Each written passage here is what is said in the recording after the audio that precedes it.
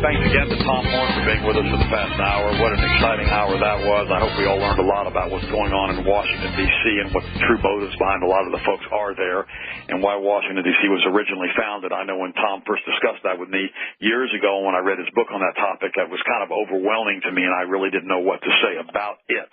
I'm going to take 2 phone calls real quick, and then we're going to clear the board, and then we're going to go ahead and go to John Rappoport, who's one of the most brilliant minds today in alternative medicine, and I want to introduce him properly in just a second. Let me clear this board because I've got guys that have been holding for an extended period of time.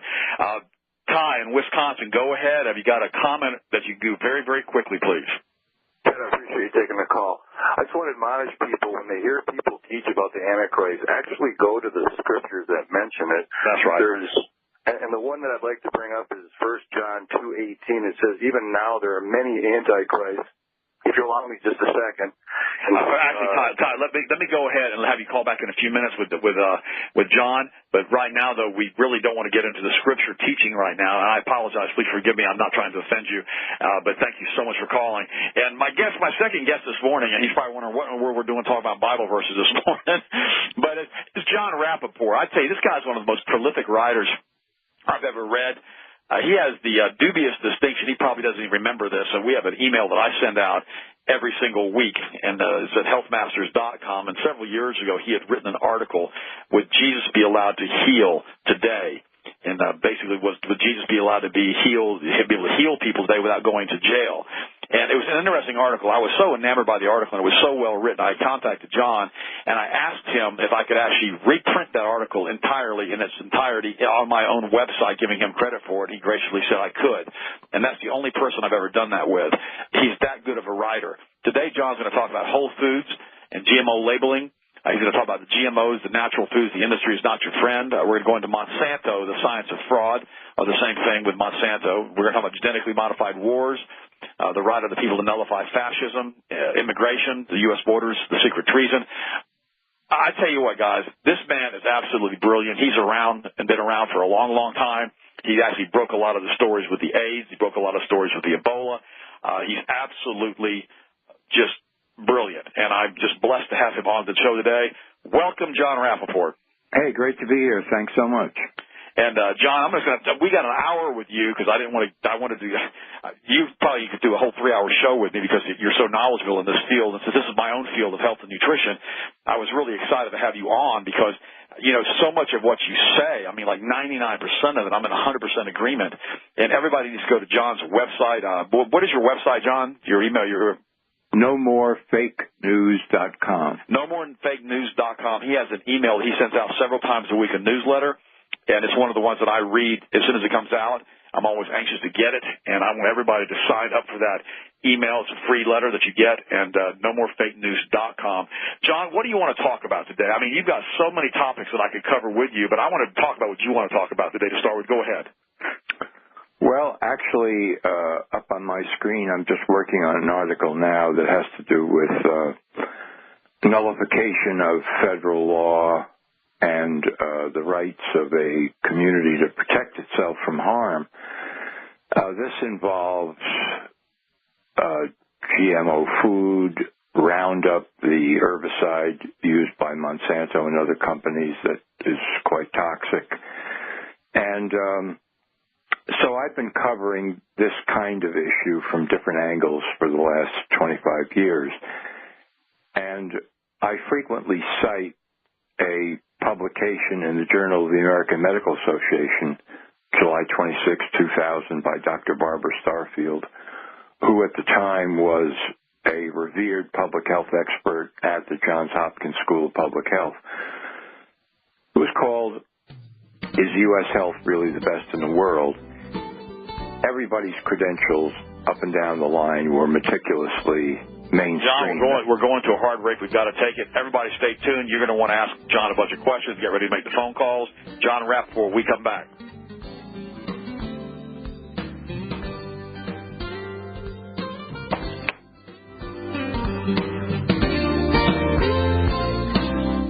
You guys are always sending me emails and calling me up and asking me questions. Where do you get your information? How do you know all of this about this information? And one of my key sources that I go to on an ongoing basis is John Rappoport. nomorefakenews.com. You need to sign up. Everybody listening needs to sign up for his free newsletter. He can start sending that out to you immediately, and it'll keep you up to date on all the cutting-edge therapies. And one of the most favorite things that I hear you write about, John, not that it's my most favorite topic because it's absolutely horrific, is the overprescription of psychiatric medications to the American population and what they do and how bad they are for people, how everybody seems to be now getting diagnosed with some type of psychiatric disorder according to the new guidelines and policies they've laid out. So we'll talk about that in the next break because right now I think you want to continue to talk about the current email that you're writing. Go ahead. Yes. So as I was saying before the break, this was a study published in the Journal of the American Medical Association in the year 2000. And the conclusion was, one of the conclusions, every year in the U.S., FDA-approved medicines kill 106,000 people. Now, hang on, let me repeat that. Every single year in the United States, Food and Drug Administration approved medications kill 106,000 people. Go ahead, John. Yeah, that's a stunner. And so take that out to a decade. That's over 1 million deaths caused by FDA-approved medical drugs. So what would happen if a community decided on their own that they wanted to ban one of these drugs? You know, a local town, a village, a county, they would be immediately preempted and struck down by the state, and if not the state, by the feds, because the FDA is set up to be the only agency that can declare a drug to be safe or unsafe. Right? So in other words, the whole Constitution is gutted because the federal government, first of all, only has the powers given to it, and they are enumerated, but they have taken on, as all your listeners know, tons and tons of illegal and legitimate powers, among which is to decide which drugs are safe and which drugs are not. So that means we're talking about poison, because if a drug kills a person, it's poison. But yet this is completely legal.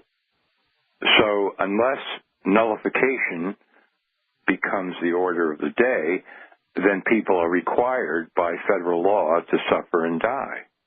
That's just the, that's well, I mean, the raw truth. But you're absolutely right. I mean, that's a very direct way of looking at it. It's the horrible truth of what it really is, the reality of what it is. I mean, people are basically suffering and dying from the approval of these drugs, like statin drugs and psychiatric drugs have been linked to deaths in so many cases.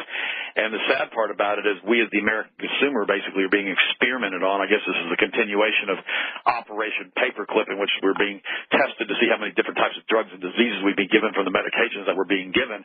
And do you think their final goal is to basically enslave the entire population with a bunch of prescription drugs? I'm going to say 15 years ago, I was driven to that conclusion. Wow. I didn't really want to come to it, but I can remember where I was living. I can see the room. I can see my desk. And I had laid out in front of me a whole number of drugs, specific drugs, and the effects that they produce on people.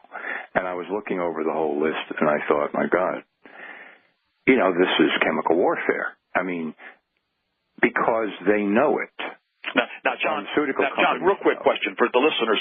The people that are involved in this, are we talking about the government? Are we talking about the drug companies? Are we talking about researchers? Are we talking about research institutions? Are we talking about the profit motive? Are we talking about the accountants?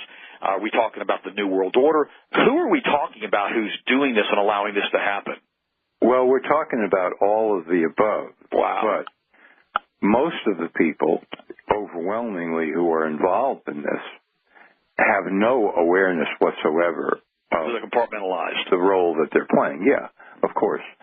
But if you go to let's say, the top of the chain or close to the top, when you're dealing with mega corporations, pharmaceutical companies, look at the tops of those companies, and then look at, say, the Rockefeller Empire, which really made a great deal of its money in pharmaceuticals. Now you're looking at the world order as it is coming into being. You're looking at globalism in its final shape, which is John, population control. So it's population control, and is it intentionally to dumb down the masses so we can basically accept all of this stuff? I mean, we know what fluoride does to the pineal gland. You've written about that. We know what the statin drugs do to the brain. We know what happens when you basically ingest these psychiatric drugs and what they do to the brain. I mean, are they just trying to basically reduce the population down to their stated goals? I mean, is this something that they're just trying to force on us, whether we realize it or not, so that they can basically maintain a control status over us? Yeah, I call it population control because the drugs themselves don't depopulate enough to say, well, this is their primary strategy for reducing the population. But what they do is, yeah, they kill lots and lots of people. They make people suffer, disorient people, confuse people, weaken people, debilitate people. So what do you got in that situation when the entire population is on these drugs, or most of the population? You have a people that are too weak to resist, to even think about what's going on. So it's kind of like the concentration camps with Hitler when they put drugs into the water supplies there to force the people to become servile and infertile to basically make them work in the camps and make them work in the factories. Sure. And take a person who's on 3 or 4 of these drugs at the same time and say to that person, let's sit down and have a really rational discussion about what's happening in this country. I mean, that person is just trying to survive against poison. And you're going to try to have any sort of conversation with them. Okay. Hang on one second, John. I got to repeat this. Forgive me for highlighting these points, but I want the listeners to grab these. It's difficult to have a concrete, rational thought conversation with anybody taking these drugs because they're being poisoned. They're just trying to survive the poison. They really can't think about other types of esoteric problems that are going on because they're just in a survival mode. Is that kind of paraphrasing correctly what you just said? Yeah, absolutely. Okay. And not only that, but look at the turmoil and the confusion that ripples out from, just take one individual, okay, killed by a pharmaceutical or severely debilitated to the point where they can't function by a pharmaceutical, right? You've got their family, immediate family, relatives, friends, co-workers, people who are, did you hear what happened to Bill? And oh my God, and we got to fly out there and see him and this and that. From each one of these people ripples out chaos and confusion and emotional turmoil and so forth. So you basically got the whole country locked up with, in one way or another, reacting to what's happening from this mass poisoning that's taking place. Wow. And so now you want to introduce the question of constitutional nullification? I mean, they're trying to stay alive. That's what they're trying to stay alive, and worse, they think that in order to stay alive, they're probably going to have to take another drug on top of what they're already taking. John, I remember back when I was in practice, I remember one time a man came in my office and he brought in a newspaper. Actually, it was a grocery bag. It was one of those old-fashioned grocery bags with like 30 years ago. And I remember he dumped his medications on my desk, and he was taking 25 different prescription drugs. And almost all of the prescription drugs were being used to offset the symptoms of the other prescription drugs that had initially been given to him. It was crazy. And I finally told him, I said, look, I'm not licensed to talk to you about prescription drugs. I said, tell you what, why don't you do this? Why don't you go back to your doctor and try to get off some of this stuff, and if he doesn't want to do that for you, why don't you go to another medical doctor who's capable of doing this, who's naturally minded, and get off all of these drugs to the best of his ability and your ability to do so. And I think you've probably seen the same thing, haven't you? Oh, countless times. I mean, I've seen it over and over and over again. Now, tell me about the psychiatric drug scam in the United States. I've talked about that repeatedly in my books, and I want people to listen to John right now because this is so important, guys. Tell them about how the whole science of psychiatry is based in fraud. Go ahead, John. Okay. To boil it down, there's what's called the Psychiatric Bible. It's called the DSM. It's a list of all the so-called mental disorders that exist, about 300 of them, right? If you wanted to torture yourself and read through that whole thing, you would find that there is absolutely no physical diagnostic test to diagnose any of those so-called disorders. There's no blood test, no urine test, no hair test, no saliva test, no brain scan, no genetic assay. There is no defining test for any of these disorders. Well, according according to medical science, if you're going to say there's a disease or a disorder, you got to have a diagnostic test. Otherwise, you're just, blowing smoke. So for none of these is there any defining diagnostic test whatsoever. It's all based on lists and menus of behaviors, and, committees of psychiatrists sit down every few years and they say, okay, well, what about oppositional defiance disorder? Do we like the definition we've got here? Well, I don't know. Maybe we should add another paragraph. They're all just kind of blowing smoke with each other, and they're collecting these lists of behaviors, and they're making up these disorders, and they're putting labels on them. Well, okay, if they wanted to play that game on a desert island somewhere to amuse themselves, fine. But the thing is, for every one of these disorders, if you're diagnosed by a psychiatrist, you're going to get prescribed a heavily toxic drug, or more than one drug for that particular diagnosis. John, we're coming up to a hard break. We have about 10 seconds. We come back more with John Rappoport talking about psychiatric fraud.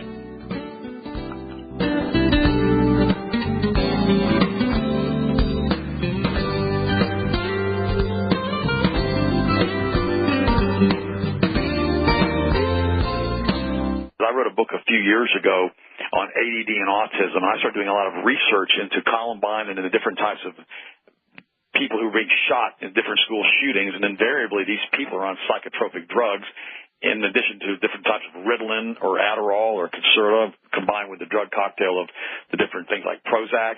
And what we found that every single shooting that we could get research information on back in the 90s, it was directly linked to the drugs. In fact, Robin Williams, he was on another one of the antipsychotic drugs. He committed suicide just a few months ago.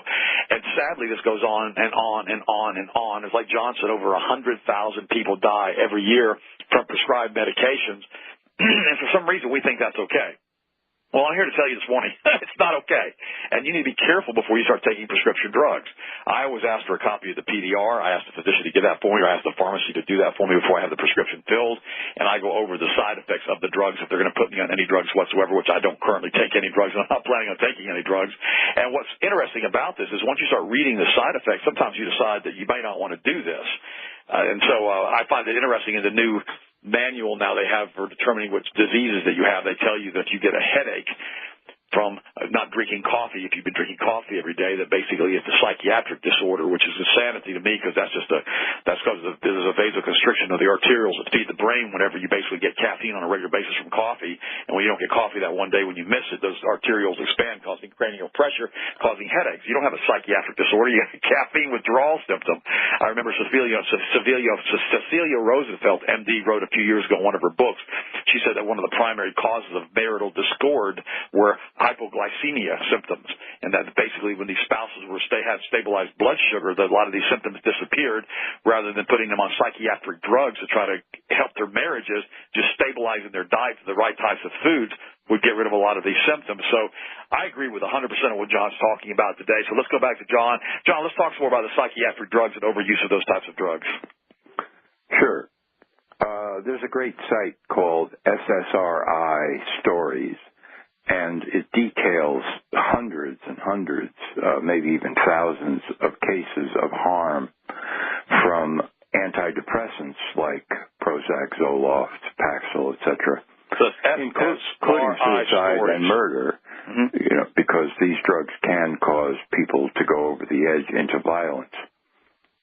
So we're dealing with a pyramid, you might say, of these drugs. For example, a kid is taken to a psychiatrist because a teacher in school decides that the kid is not paying attention, thought is wandering, and so forth. And so he's diagnosed immediately with ADHD, hyperactive, et cetera, And so he's put on one of these drugs like Ritalin, which is a form of speed. It's speed. It's an amphetamine-like drug. So immediately what happens? Well, all of a sudden the kid feels better. Well, hey, okay, I can concentrate better, great, whatever. And so this is called, a great psychiatric triumph. But as the kid keeps taking the drug, what happens is what's called a speed crash.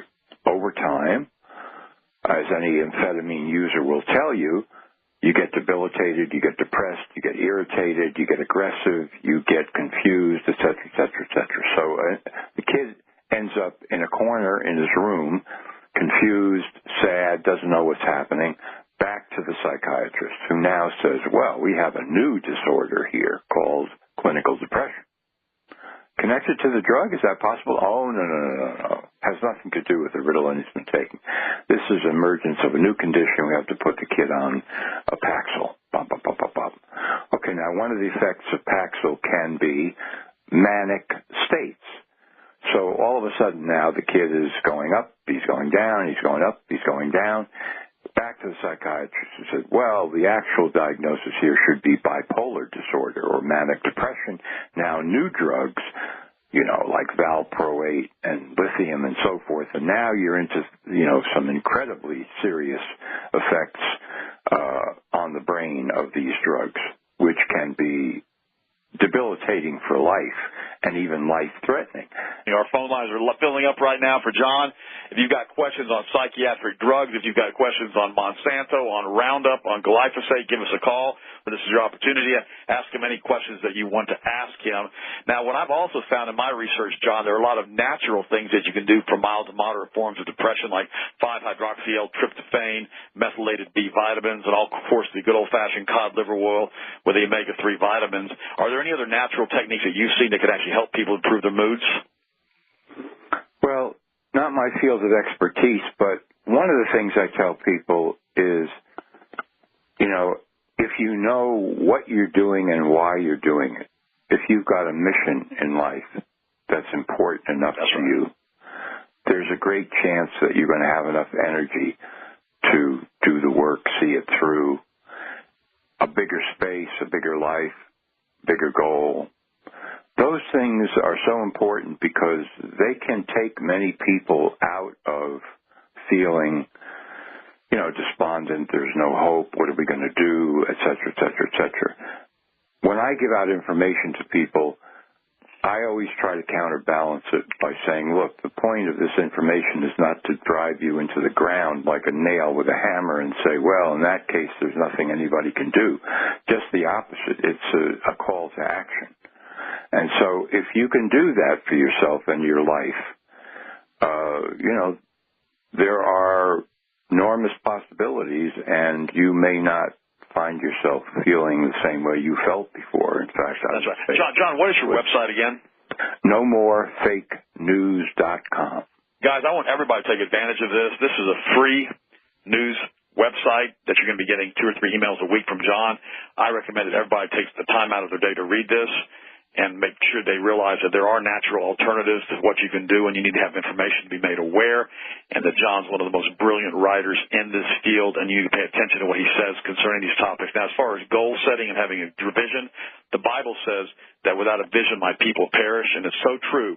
John nailed that one dead on. You have to have purpose in your life. I've seen so many people, they retire within a few months or a few years after their retirement, when they no longer serve a purpose in their life, they basically end up just dying. I mean, I've seen it over and over, and I know John has too. Everybody needs to have a purpose. You need to have a goal. You need to have a reason when your feet hit the morning floor that you say, hey, this is the day the Lord hath made. I shall rejoice and I shall be glad in it because I get to do this today. That's one of the reasons that, I came out of retirement a few years ago, and that's one of the reasons I'm just so blessed to be able to help you guys now, because I want to be here to help everybody that I possibly can, because if we set up a goal, if we have direction, if we have focus, if we have purpose in our lives, it gives us meaning and it gives us something to do. Let's go to some phone calls if we can. Let's go to Jerry. You've been patiently waiting in Ohio. Go ahead, Jerry. What's your question or comment? Hello, how you doing? And God bless both of you, and you're both doing a wonderful job. I just had a comment to make, and then I have one question. John is absolutely right about all these pharmaceutical companies pushing all these drugs on people, and also the combination of the drugs plus the chemicals that they're putting in all the food. When you put all those together, that really messes the people up bad, and they want to reduce the population.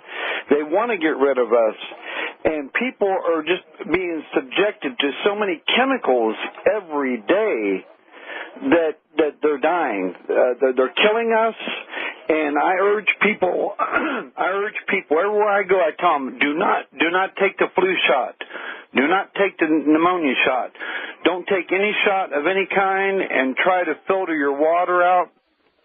And try to stay away from the doctors, because what they are, they are government drug pushers is what they are. Your comment, John. Thank you so much for calling, Jerry. Your comment, John. Now, the question I had, I wanted to ask him, where does he stand on the chemtrails? Okay, we answered that. Okay, thanks so much for calling. Jerry, are you familiar with the chemtrails? That's the geoengineering they're doing in the upper stratosphere, basically trying to combat global warming, so to say. This is what they've admitted to doing with the spraying of barium and aluminum in the atmosphere, which I've had my water tested, my rainwater, and it was very high in both barium and aluminum. Do you have any information on that, John? Well, in a nutshell, it's happening. Well, yeah. It's more toxin introduced into the environment. The whole plan is completely crazy. It has no basis in science whatsoever. And, you know, it's under the whole heading of geoengineering, which not only means the spraying, but also massive experiments in weather control and so forth. It's trying to put nature in a bottle, and it's not working. You know, it's the furthest thing from working, because the effects, the rebound effects for all of this are horrendous. So that's it in a nutshell. So I figured you'd be aware of it with all the stuff that you read and you write. I first learned about this, of course, years ago when I was watching these airplanes fly over, and I kept wondering, why in the world are these contrails not disappearing? Why are they staying behind these planes, and why are they turning into cirrus clouds? This is odd to me. I've never seen this when I was younger. So I started doing research on that topic, and I started learning more and more about it. And quite frankly, I'll be honest with you, John, I didn't want to believe this. It was kind of like the good old learned helplessness. I didn't want to know anymore. I was already learning enough about what happened in 9/11. So I thought, well, I don't want to really hear about this. And it kept showing up and kept showing up and kept showing up over my sky, over my house. Finally, one day I went outside and I took pictures on Christmas Day a few years ago of these horrible chemtrails all over my house, basically producing a lattice work over my house. And the next day it monsooned. But before it monsooned, I went ahead and put out a 500 milliliter Pyrex beaker on my dock and basically held it up in the air so it wouldn't get any water or backsplash on it, so it was way out in the open. And then I took another sample about 6 months later when they were spraying us also, because I didn't send the first sample in because I was kind of like, I don't really want to know. Finally, they did it so heavy again the second 6 months that I sent both samples in at one time, and I kept them both sealed in a container in the refrigerator to prevent evaporation. And I basically sent them to a laboratory in California, and because I didn't want to do a state lab here in Florida because I don't want to have any well, let me say I didn't want any fudge factors involved with the state laboratory with the state sample. And so what ended up happening is I got them both back, and they were both so high in barium and aluminum they were considered toxic to EPA standards and not drinkable. This is rainwater. And so it really got my attention. I thought, well, I can't pretend like that's not happening anymore. So now the weather, well, it's funny. I mean, we all have to go through this, So I got these samples in, and it was, it was all the time. I'll be happy to share. Anybody wants to, call me or email me or, go to my website, healthmasters.com. I'll be happy to send you the actual tests that were done. And don't tell me that I contaminated my own samples. I have my own distiller. I made my own distilled water, and I enriched the Pyrex beakers out I think it was either 3 or 5 times with distilled water before they were put out for samples. So there was no cross-contamination as far as the water supply or something in the bottom. And thank God, good God, I had 18 hours of chemistry at Florida State University. I spent 400 hours in the biochemical genetics lab there. I know how to take samples. And so the reality is that I was shocked. It's kind of like, stepping out of the matrix. You write about that all the time and going, wow, that's just something I didn't want to know. But the chemtrails are absolutely awful, and they're here in Florida. They're horrific. Let's go to the phone call. Sally in Missouri, go ahead. You got a question for John? I'm pleased to speak with you all. I have a relative that is on SSR drug for anxiety, and he has tried to get off of that, worked some with his doctor. Do you have any thoughts on how to get off those? Go ahead, John. Well, I can tell you to go to Dr. Peter Bregin's website, Breggin. He is a psychiatrist who has exposed his own profession, and he talks about withdrawal from psychiatric drugs. You can get some information there. Thank you, sir. Would you spell that last name again? I didn't have B it as in yet. Bob, Reggin as in Nancy, Peter Breggin, MD. Thank you so much. Let me throw a little disclaimer up there for John and I right now. Under no circumstances are we telling anybody who's taking any of these drugs that to stop taking anything that you've been given under prescription. You need to go work with your medical doctor to get off of these things. And the reason I say that, some of the side effects of these drugs are extremely severe, and they're very addictive, contrary to popular belief. I have known people that have worked with their medical doctors for years and years and years trying to get off of these drugs, and they simply can't get off of them. Now, what I recommend is that you give your brain what it needs in conjunction with working with your physician. That means omega-3 fats, high concentrations of fish oil. I like the old-fashioned cod liver oil that we have on our website at healthmasters.com. I also like the 5-hydroxy-L-tryptophan and the activated methylated B vitamins. And also, those drugs, and a very good multiple will help too. But the thing about it is, you've got to have enough nutrients in your brain if you have a nutrient depletion being caused by these drugs to help restore normal serotonin levels. And you have to work with your physician in reducing or titrating the dosing down.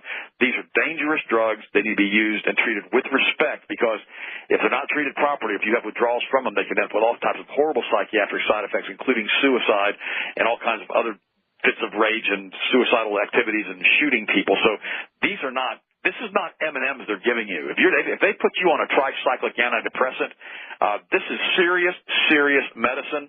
And it should not be taken lightly, and I'm sure John will. So go to Bregan's website and contact your physician if you want to come off of this stuff, but do it being careful with your physician. Okay, we got another phone call. Sally, Missouri, go ahead. Go ahead, Sally. Are you still there, Sally? I think we've already talked to Sally. I'm sorry, John. I thought we had already lost Sally. Okay, good. John, go ahead and do me some. Help me here with the psychiatric drugs. And tell me some more of the side effects associated with them and what people need to be looking out for when they start taking the drugs or the medications. Well, manic, again, I defer to Peter Bregan because he's a great source of real great information on these drugs. But manic states, it's fantastic and so forth and so on, and then boom and down and mental confusion and fogginess and so forth. But what's actually going on in the brain, which is not visible immediately, this is what people need to understand. And the first book that opened my eyes to this was a book by, Dr. Bregan. Mm-hmm. He's written many books on psychiatric drugs, and you can find them on his website. And again, this is withdrawal from a psychiatric drug is not something that you just say, oh, I'm going to withdraw from this. No, baby. As you've been saying, these are serious compounds, and the withdrawal can be worse than taking the drug. You have to do it under supervision of somebody who's a professional that really knows what they're doing. That's how powerful these drugs are. The whole essence of psychiatric drugging of the population is to put the population under control. I repeat that. The whole essence of psychiatric drugging the population is to put the population under control. Everybody listen to that. Go ahead, John. Because at the very top of this whole operation, we're not talking about just a doctor in his office anymore, so on and so forth, is an attempt to convince the entire society that the entire society is mentally ill, has mental disorders. My disorder, my mental illness, my problem, my psychiatrist said, my doctor gave me this drug for this disorder, et cetera, et cetera. This becomes a whole societal thing where people think of themselves as ill, sick, debilitated. There's something wrong with me in the brain, and the drug is fixing it, This is an entire propaganda campaign when you look at it from the social and cultural angle, and it all has to do with control. It all has to do with, we don't want free, independent, powerful, thoughtful, rational, logical, creative individuals anymore in society. That's out, because those are the people who are difficult, if not impossible, to control. We want people under medical psychiatric control. That's the operation. Everything from there on down are the details. and they're horrendous, believe me, as we've been talking about here. But at the very top, we're talking about control of the population in that way. So basically they're trying to keep us in a box, make sure we stay in the box, not let us express ourselves, not question authority, not reproduce, depopulate the planet, basically sit down, shut up, and take your drugs. Sit down, shut up, and take your drugs. That's pretty much And that will be, by the way, and you'll see it in every national health insurance plan up the line in the future, including Obamacare, that this is going to be more and more and more compulsory. It's going to be more and more difficult to get out of it as we go into the future. You don't want to take your drug? Well, you're in the plan. You're in the program. I'm the doctor. I've got people waiting to see me. So I'm going to make a note in your file that you're resistant, non-compliant, and you don't want to take this psychiatric drug. You know, and that's the beginning. Eventually, no, you have to take the drug. You have to take the drug because it's science, it's medicine, it's for your own good, it's to protect everybody else. Yak, yak, yak, yak, yak. That's where all these national health insurance plans are ultimately heading. So you highly recommend that people don't sign up for Obamacare to get put into that system? Or do you recommend we sign up for it, or are you indifferent on that? Well, I recommend that people think about what I'm saying. They have to make up their own minds about what they're going to do. Good answer, John. You know, but that's what I'm sort of giving you the big picture on where this is all going. This is not just we love you, we care about you, and no. If these drugs kill 106,000 people a year, medical drugs, as I detailed earlier in the show, and you bring millions more people into that very same system by now enabling them to have insurance, then these numbers are going to go up. They're not going to go down. So in other words, when they're giving us the drugs, they're not wanting to sit around the campfire and sing Kumbaya, we love you all. It's basically, like I said, sit down, shut up, take the drugs, and be done with it. Let's bring more people in the system. More the message, right? All right, let's go to Bob in Ohio. Go ahead, Bob. You got a question for John? Yeah, thanks for taking my call. Hey, two-tour non-vet, and I went through the gauntlet of the medical drugs from the pharmaceutical company for psychology. But I do have one question. Why can't we file a class action lawsuit in federal court to stop the chemtrails? Because I've seen some residuals from the chemtrails. It kills a lot of greenery. It causes a late blooming and disrupts the normal vegetation cycle. I've seen white powdery stuff all over the place. Can we file a class action lawsuit to stop the chemtrails being done to us? Bob, we're about to go to break, Bob. I'll try to answer it in the next few seconds. We'll let John take that question after the break. Plus, John's got a whole bunch of other phone calls want to talk to him. As far as I know, when you contact Congress, which a lot of folks have done, this is all part of the Black Ops budget. A lot of Congress don't even realize what's going on with the chemtrails, and when you try to expose it to them, they just think you're nuts or that you're talking about contrails. So trying to do this in a federal court would be an uphill battle since, quite frankly, they simply don't know about it because it's part of that giant black hole where our money gets dumped into every year. John, we got one more phone call here that we can take, and I'm going to give you the rest of the hour this morning. I apologize for all the folks who have been trying to call in who haven't been able to get through. Charles, North Carolina, go ahead. Question for John. Greetings in Jesus' name, gentlemen. I had a question for John. Have you ever heard of a book called The Soviet Art of Brainwashing? Go ahead, John. I've heard of various texts. I don't know about that particular book, but I do know something about Soviet brainwashing and North Korea, China, and so forth, and the subsequent CIA MKUltra program that had all to do with mind control. I would know much more about that, yes. Well, this one was a congressional hearing in the 30s to the 50s. I checked it out of the library. I got it on interlibrary loan. But it's an interesting thing because it covers everything you said. Wow. Well, thanks. Charles, thanks so much for calling this morning. John, what do you think about this with MKUltra? You touched on that. I apologize. I should have covered that with you today. What do you know about the MKUltra program and what they've done as far as what they learned from that? Well, Well, this was an effort to exert mind control on people, brainwash them, get them to do things that they ordinarily wouldn't do, get them to do things they wouldn't remember afterwards. It used hypnosis. It used certain forms of physical duress or torture, drugs, etc., etc. How was it well effective? Documented. It took place presumably from about 1953 to 1962. But I know from talking to one of the premier authors about MKUltra, John Marks, that in 1962 it just went deeper underground inside the CIA. Is this from a lot of the is this from a lot of the research that was done with Operation Paperclip with the Nazi scientists that had started that research back with the concentration camp victims?